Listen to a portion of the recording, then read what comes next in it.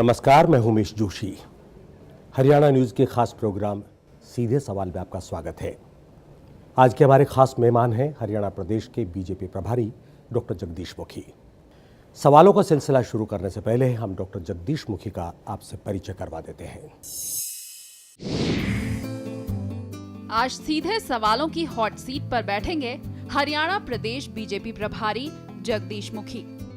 1 दिसंबर 1942 को पाकिस्तान के डेरा गाजी में पैदा हुए जगदीश मुखी की शुरुआती शिक्षा हरियाणा के सोहना में हुई। कॉमर्स के छात्र रहे मुखी ने बीकॉम अलवर और एमकॉम पूरे विश्व में कॉमर्स के लिए मशहूर दिल्ली के Shri Ram college of commerce से किया। कुरुक्षेत्र यूनिवर्सिटी ने फाइनेंस के क्षेत्र में मुखी को पीएचडी की डिग्री से नवाजा।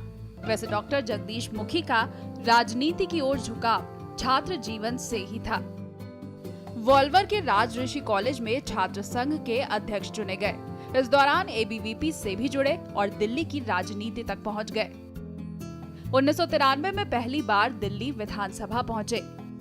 दिल्ली विधानसभा में विपक्ष के नेता और कॉमर्स और वित्तीय क्षेत्र में विशेषज्ञता के चलते डॉक्टर मुखी दिल्ली के वित्त मंत्री की कुर्सी भी संभाल चुके हैं। दिल्ली में कांग्रेस सरकार के दौरान नेता विपक्ष की भूमिका निभाने वाले जगदीश मुखी को तत्कालीन लोकसभा स्पीकर शिवराज पाटिल ने बेस्ट विधायक और नेता विपक्ष के अवार्ड से सम्मानित किया। पार्टी ने अब उन्हें हरियाणा के प्रभारी की कमान सौंपी है। आगामी लोकसभा और विधानसभा चुनावों को देखते हुए डॉक्टर मुखी की भूमिका और भी अहम हो जाती है। डॉक्टर साहब, हमारे खास प्रोग्राम सीधे सवाल में आपका स्वागत है। पहला सवाल डॉक्टर साहब, आप आम लोगों की जो धारणा है उससे संबंधित है। आम धारणा ये है कि पार्टी हाईकमान हरियाणा को गंभीरता से नहीं लेता। आप क्या मानते हैं? नहीं, ऐसा नहीं है। हरियाणा हमारे लिए बहुत ही अहम राज्य है और दिल्ली भी लगभग 3/4 हरियाणा से घिरा हुआ है। मैं समझता हूँ जितनी इम्पोर्टेंस राजनीति में कैपिटल की है उससे कहीं कम थोड़ा हरियाणा की बाकी सब राज्यों से हमारे दिमाग में अहमियत कहीं ज़्यादा है।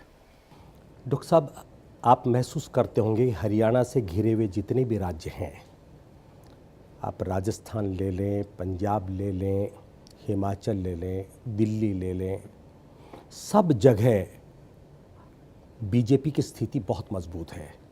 हरियाणा एक छोटा सा टापू ऐसा है बीजेपी के लिए जहां बीजेपी हमेशा कमज़ोर रही है। वजह क्या मानते हैं आप? देखिए, कुछ राज्यों के अंदर जहां लोकल पार्टीज़ की अहमियत ज़्यादा होती है वहां नेशनल पॉलिटिकल पार्टी को अलायंस के हिसाब से ही चलना पड़ता है। ये हमारा एक्सपीरियंस देश के अन्य राज्यों के अंदर भी हमने देखो। आज पंजाब में हमारी स्थिति आप हरियाणा की बदौलत ठीक बतलाया आपने जैसे, क्योंकि हमारा वहाँ लोकल पार्टी के साथ अलायंस है। यहाँ लोकल पार्टीज़ के साथ अलायंस हमारा पहले 2 बार अलग किया गया था और उसके परिणामों को मद्देनज़र रखते हुए भारतीय जनता पार्टी ने अब नया अलायंस बनाया है और उस नए अलायंस अंतर्गत हम ऐसा महसूस करते हैं कि हम जो खोई हुई साख थी उसको फिर से रिस्टोर करेंगे भारतीय जनता पार्टी। जब पार्टी मजबूत ही नहीं थी तो आप कौन सी साख की बात करते हैं? पार्टी मजबूत थी। पार्टी मजबूत हम इस एंगल से नहीं देखते कि हमारी कितनी सीटें आई हैं, हम इस एंगल से देखते हैं हरियाणा के अंदर कोई भी ऐसा कस्बा नहीं है, कोई ऐसा गांव नहीं है, ज़िले का तो मतलब ही नहीं है, जहां पर भारतीय जनता पार्टी का स्ट्रांग यूनिट खड़ा हुआ ना हो। हम उस एंगल से देखते हैं। वोट का मिलना ना मिलना ये उस समय की परिस्थितियां क्या हैं, कैसे गठबंधन बंटे हैं, किन इश्यूज़ पर चुनाव हो रहा है, उस पर अलग अलग स्थितियां रहती हैं। 7 नगर निगम चुनाव के नतीजों के बाद भी आप ये बात कह रहे हैं? जी, हमें निराशा नहीं हुई है। मैं आपको स्पष्ट कर दूं कि हमारा वोट परसेंटेज सिटीज़ के अंदर पहले से ज़्यादा बड़ा है। 144 सीटें थी यहाँ पर चुनाव होना था, उसमें से हमने 120 सीटों पर स्वयं अपनी भारतीय जनता पार्टी की टिकट पर चुनाव लड़ा है और बाकी सीटें 10 पर हमने समर्थन किया है। इस तरह से आप देखेंगे जो हमने अपनी टिकट पर सीटें लड़ी हैं उनमें से 25 सीटों पर हम जीत करके आए हैं और जो समर्थन किया था 10 में से 6 सीटें वहाँ जीत के आए हैं। इस तरह से आज 31 काउंसलर भारतीय जनता पार्टी के वहाँ पर हैं। समर्थन और किसको जो किया था आपने? अलग अलग स्थानों पर, एक कहीं पर जो इंडिपेंडेंट थे या जिनको टिकट नहीं दे पा रहे थे किसी परिस्थिति वश, उनको हमने समर्थन किया था जी। उन लोगों को आपने अपना टिकट क्यों नहीं दिया? नहीं, ये मैंने कहा नहीं दे पा रहे थे, कई परिस्थितियाँ। आप ये सवाल देखिए, कांग्रेस पार्टी ने जो निर्णय लिया उनसे तो आप ये सवाल नहीं पूछते कि आपने सवाल क्यों अपने टिकट पर एक भी चुनाव क्यों नहीं लड़ा उन्होंने। लोकल इलेक्शंस के अंदर कुछ परिस्थितियां इस प्रकार की आ जाती हैं जब ये हमारी परिस्थिति सामने, तो इसलिए हमने सपोर्ट किया। ठीक है, जब डॉक्टर साहब, कांग्रेस पार्टी से ये सवाल हम तब करेंगे जब आप अपने साझीदार से, अपने पार्टनर से सवाल करेंगे कि उन्होंने टिकट पर चुनाव क्यों नहीं लड़ा। ये सवाल आपको दोनों से पूछना चाहिए, हमारे से नहीं पूछना चाहिए। हमने तो इंडिपेंडेंट कहा जी, अपने बलबूते हम भारतीय जनता पार्टी की टिकट पर टिकट देंगे, उसके आधार पर चुनाव लड़ेंगे। इसी प्रकार से जो एनएलओ पार्टी है उन्होंने भी ये निर्णय लिया कि हर सीट पर हम लड़ेंगे, अपने चुनाव चिन्ह पर लड़ेंगे। कांग्रेस पार्टी ने और हजका ने अपना निर्णय लिया कि हम तो कभी भी नहीं लड़ते, हम तो अपना इसमें सबको इंडिपेंडेंट होता है, जो मर्जी जहाँ लड़े, हमारा जो जीता हमारा, हारा तुम्हारा, ये उनका एक स्लोगन सा रहता है जी। बाद में मैंने पहले कहा था, चुनाव से कुछ दिन पहले मैंने आप ही के कहीं इंटरव्यू में बताया था, मैंने कहा पूरे चुनाव के अंदर कांग्रेस कहीं नज़र नहीं आ रही, किंतु जिस दिन चुनाव हो जाएंगे नेक्स्ट डे कांग्रेस ही कांग्रेस नज़र आएगी, क्योंकि उन्हें खरीद फरोख्त करनी है और कहना है ये मेरा ये करना है। हमने तो सीधा सीधा अपने चुनाव चिन्ह पर चुनाव लड़ा है ना जी, और चुनाव चिन्ह पर चुनाव लड़ने वाले कितने थे उनके कंपैरिजन कर लीजिएगा। अब आप बताइए, 4 दल, प्रमुख 4 दल चुनाव मैदान में थे, आपकी विचारधारा किसके नज़दीक है? मैं पहली चीज़ स्पष्ट कर दूं, फिर जवाब दूंगा इसका। आज इन चुनावों के अंदर हमने एस्टेब्लिश कर दिया है कि कोई पॉलिटिकल पार्टी लार्जेस्ट नंबर वहाँ पर हैं कारपोरेशन में तो बीजेपी है, नॉन एल्स। नगर निगम चुनाव को लेकर एक सवाल हिसार से संबंधित है जी। हिसार आपके पार्टनर का गढ़ माना जाता है या नहीं है ये अलग बात है जी, लेकिन माना जाता है। वहाँ आप एक भी सीट नहीं जीत पाए, क्या ये पार्टी के लिए शर्मनाक बात नहीं है? मैं समझता हूँ कि ये बिल्कुल ठीक आपने सवाल उठाया कि ये हमारे लिए कमज़ोरी रही है, वही एक हमारा वीक पॉइंट रहा है। 7 जगह में से एक स्थान पर ये हमारी, अदरवाइज बाकी स्थानों पर हमारा सेटिस्फेक्शन रहा है।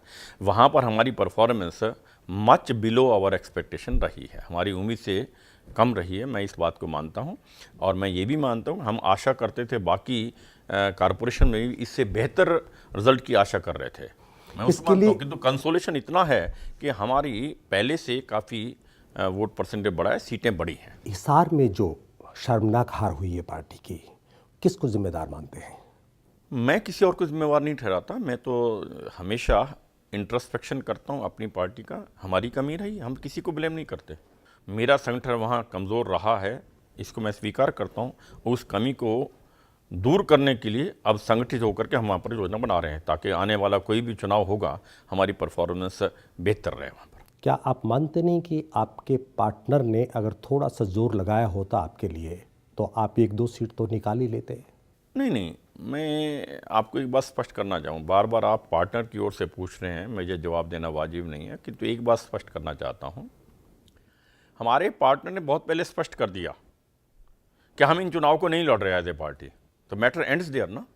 All these questions get replied जब हमारा पार्टनर ने ये कह दिया कि हम ये चुनाव नहीं लड़ रहे हैं, पार्टी के नाते नहीं लड़ रहे हैं, तो अपना वोट बैंक तो डाइवर्ट करवा सकते थे। वही कह रहा हूँ, जब लड़ ही नहीं रहे हैं, वो कहते हैं हमारी अपनी पॉलिसी है, हमने कभी नहीं लड़ा है, हम लोकल चुनावों के अंदर कभी पार्टी के नाम पर नहीं लड़ते हैं।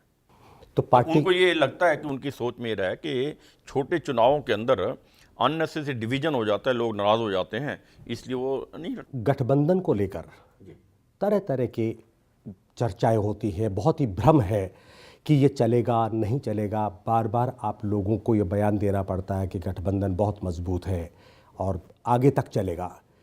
ये भ्रम की स्थिति क्यों बनी हुई है अभी तक? मैं समझता हूं गठबंधन धर्म जो है वो हमारे से ज़्यादा कोई और व्यक्ति नहीं जानता।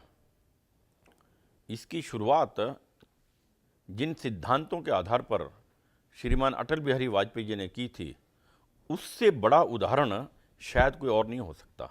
14 से ज़्यादा पार्टियों को साथ लेकर के चलना, नित्य नई प्रॉब्लम आती है थी, उनको सॉर्ट आउट करके फिर भी सबको साथ लेके चलना, उन्होंने कुछ गुर सिखाए हैं कि एक गठबंधन सरकार का अपना धर्म होता है। गठबंधन सरकार के जो भागीदारी हैं उनका अपना एक धर्म होता है। उस धर्म को निभाना बहुत ज़रूरी होता है और हमने उस धर्म को बाखूबी निभाया है।